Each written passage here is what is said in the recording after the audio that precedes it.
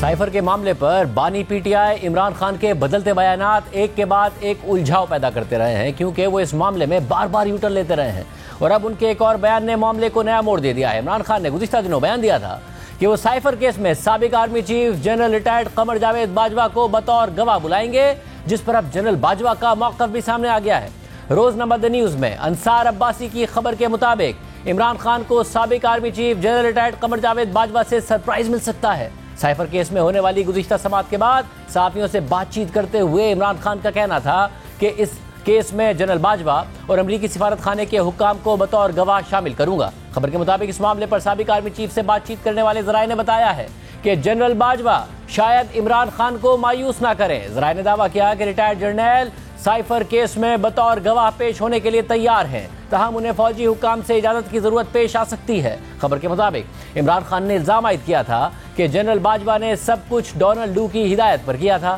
عمران خان کے الزامات تمام پروسیکیوشن گواہان بشمول سابق سیکرٹری خارجہ اور امریکہ میں تعینات پاکستانی سفیر کے بیانات سے مطابقت نہیں رکھتے، تاہم عمران خان کا اصرار ہے کہ یہ ان کی حکومت تبدیل کرنے کی سازش تھی۔ پہلے تو انہوں نے امریکہ پر اپنی حکومت کے خاتمے کا الزام عائد کیا اور بعد میں کہا کہ یہ سازش اصل میں پاکستان سے برآمد کی گئی تھی۔ انصار عباسی صاحب کی خبر کے مطابق عمران خان کے نقطہ نظر کے برخلاف سائفر کیس میں استغاثہ کے بڑے گواہوں کے بیانات 3 نکات کی بنیاد پر عمران خان کے جرم کی سنگینی میں اضافہ کرتے ہیں۔ پہلا یہ کہ اپنے سیاسی فائدے کے لیے خفیہ سفارتی مواصلات کا استعمال کیا، دوسرا یہ کہ امریکہ کے ساتھ پاکستان کے تعلقات کو نقصان پہنچایا، اور تیسرا یہ کہ دستاویز کو گم کر دیا یا واپس نہیں کیا۔ انصار عباسی صاحب کی خبر کے مطابق سابق وزیر اعظم عمران خان کے اس وقت کے سیکرٹری اعظم خان نے اپنے بیان میں کہا کہ عمران خان نے سائفر کا مواد پڑھ کر اسے امریکی اہلکار کی غلطی قرار دیا اور زور دیا کہ اسے اپوزیشن جماعتوں اور ریاستی اداروں کے خلاف بیانیہ پیدا کرنے کے لیے مؤثر انداز سے استعمال کیا جا سکتا ہے۔ اعظم خان کے بیان کے مطابق سابق وزیر اعظم نے یہ بھی کہا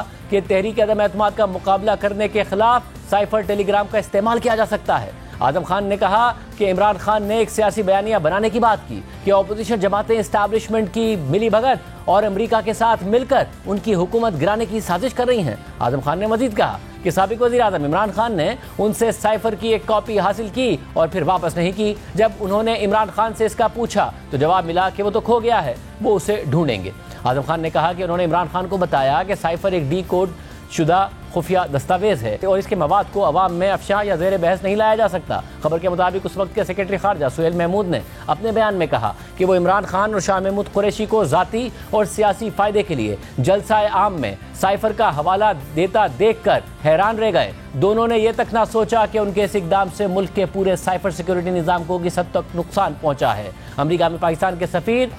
اسد مجید خان نے اپنے بیان میں ڈونلڈ ڈو سے اپنی ملاقات اور اس کے بعد اسلام آباد میں وزارت خارجہ سے کیے گئے رابطے کے بارے میں بتایا۔ انہوں نے کہا کہ انہوں نے صرف اس بات کی اطلاع دی کہ ان کے اور ڈونلڈ ڈو کے درمیان کیا بات ہوئی ہے اور اسلام آباد کو بھیجی گئی ان کی بات چیت میں لفظ خطرہ یا سازش کا کوئی ذکر نہیں تھا۔ اسد مجید نے کہا کہ انہوں نے تجویز دی تھی کہ اسلام آباد اور واشنگٹن دونوں میں امریکہ کو ڈی مارچ جاری کیا جائے۔ انہوں نے قومی سلامتی کمیٹی کے اجلاسوں کا بھی حوالہ دیا جس میں سائفر کیس پر تبادلہ خیال کیا گیا اور یہ نتیجہ اخذ کیا گیا کہ پاکستان میں حکومت کی تبدیلی کے لیے کوئی غیر ملکی سازش نہیں ہوئی۔ 4 دسمبر کو سابق وزیر اعظم عمران خان کے خلاف سائفر کیس کی سماعت اڈیالہ جیل میں ہوئی تھی۔ اس موقع پر صحافیوں سے غیر رسمی گفتگو کرتے ہوئے عمران خان نے کہا تھا کہ جنرل باجوہ اور امریکی سفارت خانے کے آفیشلز کو گواہ بناؤں گا۔ انہوں نے مزید کہا تھا کہ جنرل باجوہ نے ڈونلڈ ڈو کے کہنے پر سب کیا۔ جنرل باجوہ کو عدالت میں بلاؤں گا، جس پر اب جنرل باجوہ عدالت میں عمران خان کا سامنا کرنے کے لیے تیار ہیں، جبکہ اس سے پہلے بھی جنرل باجوہ کا سائفر کے حوالے سے موقف سامنے آ چکا ہے۔ 11 مارچ 2022 کو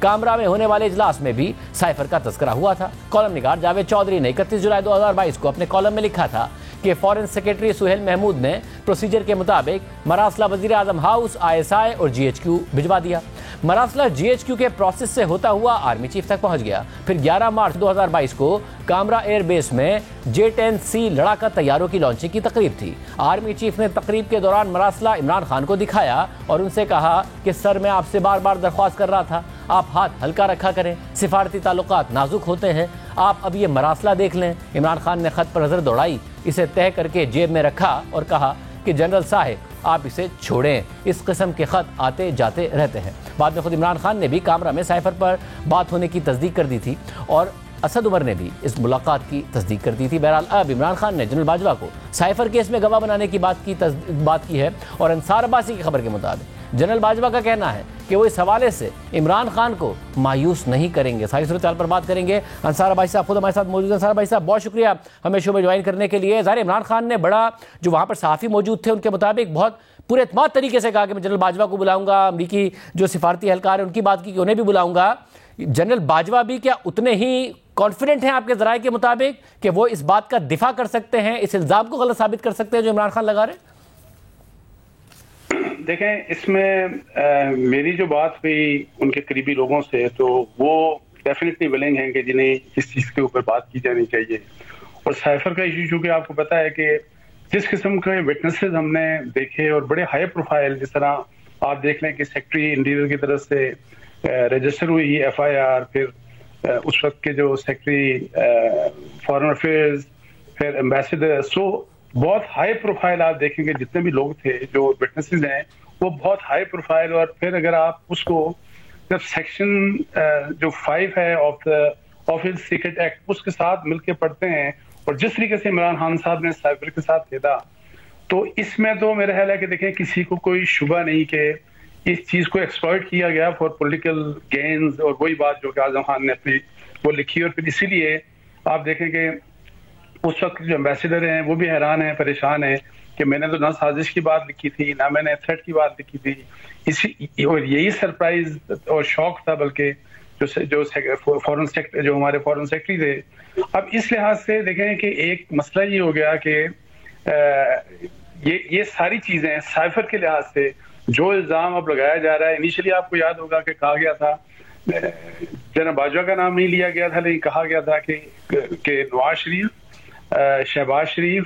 زرداری صاحب، مولانا فضل الرحمان اور لوکل کچھ پلیئرز، اس وقت شروع میں وہ نام نہیں لیتے تھے، بعد میں پھر انہوں نے نام لینا شروع کر دیا باقی سب چھوڑ کے کہ جناب باجوہ نے سب کچھ کیا۔ اور پھر وہی والی بات کہ یہ امپورٹ ہوا، ایکسپورٹ ہوا، پھر ایک اور سٹانس آ گیا۔ اس کے اوپر چونکہ دیکھیں سب کو یہ پتا ہے کہ یہ بہت ہی ایک جس طرح ہوتا ہے نا کہ بڑا کرکٹ میں کہتے ہیں کہ لوز بال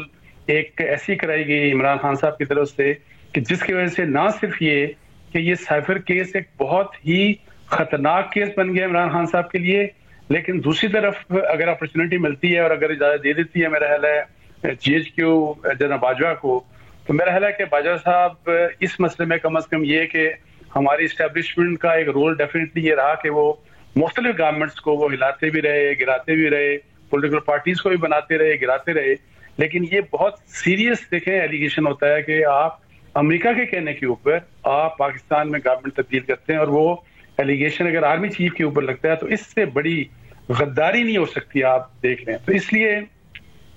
میرا خیال ہے کہ اگر ان کو اپرچونٹی ملے گی تو وہ ڈیفینیٹلی اس چیز کو آ کے وہ یہ بات کریں گے۔ اس میں اگر اپارچونٹی مل جاتی ہے، جس کی اسے اجازت بھی مل جاتی ہے، جج صاحب طلب بھی کر لیتے ہیں، تو صرف وہ بیان نہیں دیں گے، ان کے اوپر جرا بھی ہوگی جو کہ عمران خان صاحب کے وکیل کریں گے، اس کے لیے بھی تیار ہے وہ؟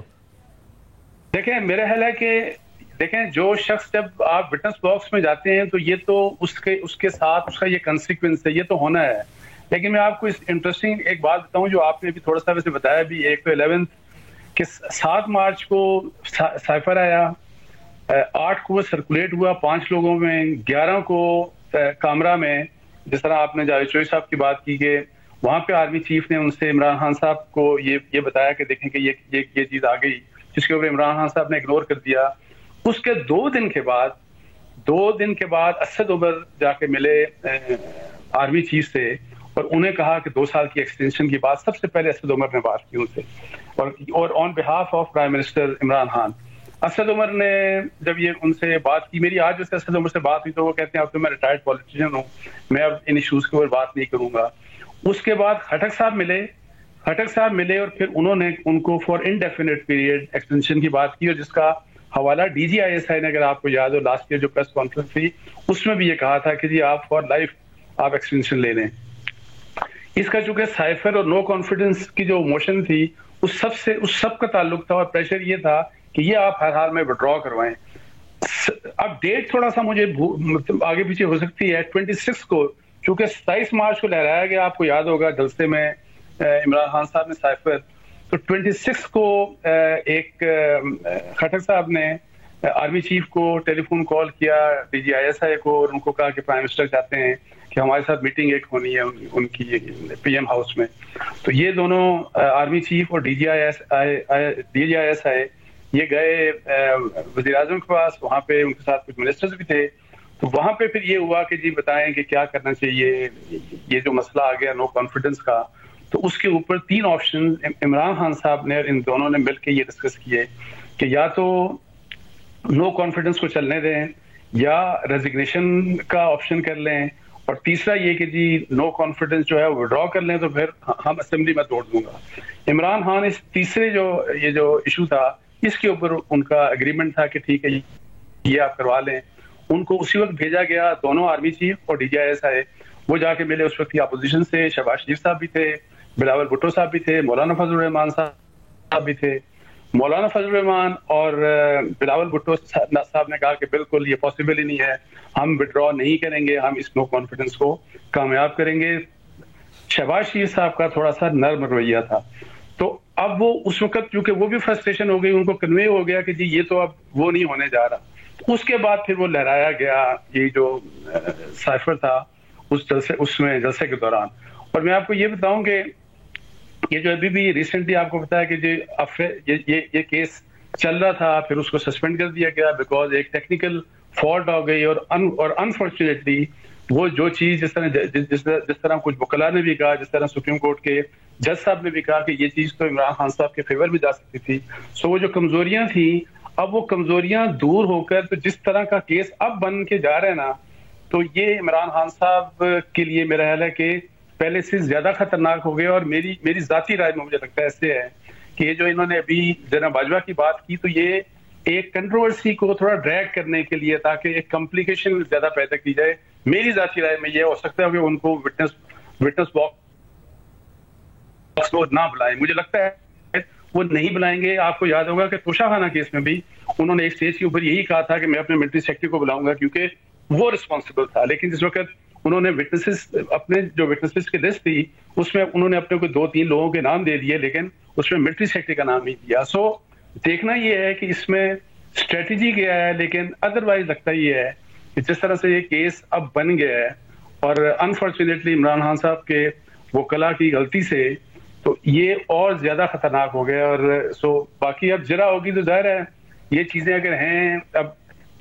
جناب باجوہ صاحب نے ہر شخص نے مطلب اگر آپ نے کوئی غلط کام آپ سے ہوا یا آپ نے انٹرفیئرنس کی پالیٹکس میں یا آپ نے پولیٹیکل انجینئرنگ کی تو ظاہر ہے کبھی نہ کبھی اگر پاکستان میں کہیں موقع ملے اور اگر کوئی آرمی چیف کوئی DGISI اگر کہیں کورٹ کے سامنے پیش ہو جاتا ہے تو میرا ہے کہ سوال جواب تو پھر ہونے تو چاہیے, وہ بھی ایک جائز بات. بہت شکریہ.